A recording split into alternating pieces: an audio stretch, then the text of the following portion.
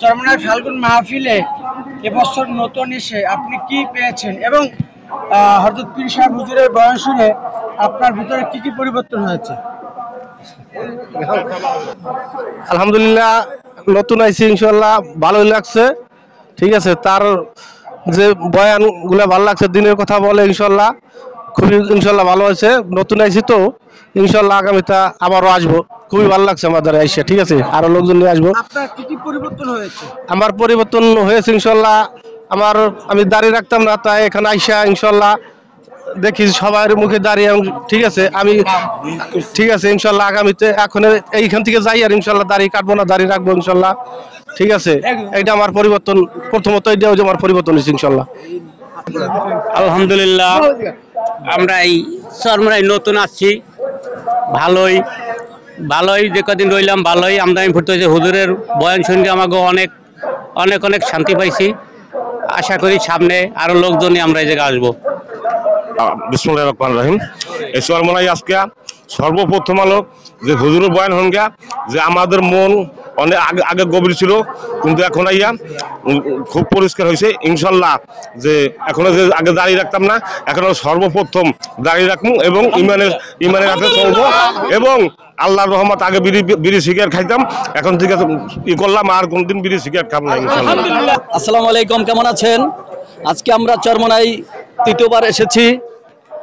তৃতীয়বার এসে চরমনাই যা শুনলাম, আল্লাহর এবং আল্লাহ রাসূলের ধ্যান খেয়ালে, তা আমাদের আশা যেন রাসূলের সাথে দেখা করতে পারি। এই চরমনাই পীর সাহেবের বয়ানে খুব আনন্দিত এবং মগ্ন আমরা হয়ে, তাই সবার জন্য সুস্বাস্থ্য কামনা করে আমি এই পর্যন্ত আমার বক্তব্য শেষ করছি। কিছু বলেন, দাঁড়িয়ে দেখে হেদায়েত দেয় যদি ইনশাআল্লাহ। আলহামদুলিল্লাহ, এই জায়গায় হুজুরের বয়ান শুনে অনেক মনটাই খুশি হলো, ভালো লাগলো। ইনশাআল্লাহ বাইচে থাকলে পরিবর্তন আসার চেষ্টা করবো, আসবো। আপনার কি কি পরিবর্তন হয়েছে বয়ান শুনে? বয়ান শুনে আপনার হুজুরের বয়ান ভালো লাগছে, নামাজের প্রায় আগ্রহ হয়েছে, আর হচ্ছে হুজুর বুঝে অনেক কিছু বলছে, সবগুলোই ভালো লাগলো। তাই ইনশাআল্লাহ বাইচে থাকলে আবার আসার চেষ্টা করবো। যেরকম আমাদের আগে চরমনাই আসার আগে আমাদের মরা ইমান, যাতে আমাদের কলবে ময়লা জমে গেছিল, আমরা আল্লাহর রহমতে আল্লাহর ফজলে চরমনাইয়ের মাহফিলে আসার পর, আমরা পীর সাহেব হুজুরের বয়ান শোনার পর আমাদের সে কলবটাও যেরকম পরিষ্কার হয়ে গেছে। আর আমরা এখন এত আগ্রহ, ইমানের দিক, আমলের দিক, আমরা দোয়া করি আল্লাহ আমাদের কবুল করেন এবং আমরা অনেক সন্তুষ্ট যে আল্লাহ আমাদের কবুল করে দিকে আমরা আসছি চরমনাই। আল্লাহ আমাদের কলবটাকে পরিষ্কার পরিচ্ছন্ন করে দিচ্ছেন, আর আমাদের ইমানি আগ্রহ আরো বেড়ে গেছেন আগের চেয়ে।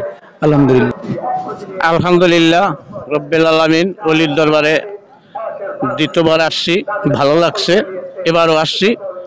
আশা করি ইনশাল্লাহ ওলির দরবারে যতদিন আল্লাহ বাঁচাই রাখবে আসার জন্য চেষ্টা করব।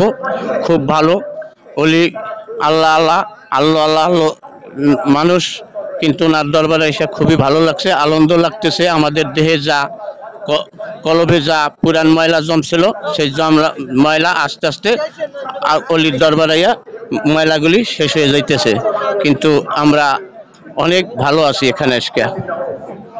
বিসমিল্লাহির রহমানির রহিম। আমি এই নতুন এসেছি, আমি এখন তোমার আসি নাই। আমার হুজুরের বয়ান শুনে আমি মরা বাঁচা, আল্লাহর রহমত, তার কথা শুনে আমি দুনিয়ায় আমি যতটুকু চোখের পানি যতটুকু ফেলাইছি, আমি আশা করি যে আমার দুটি সন্তান আছে, আগামীতে চেষ্টা করব আল্লাহ যদি হায়াতে বাঁচাই রাখে, আমার ছেলে নিয়ে হুজুরের এইখানে আমি উপস্থিত হব।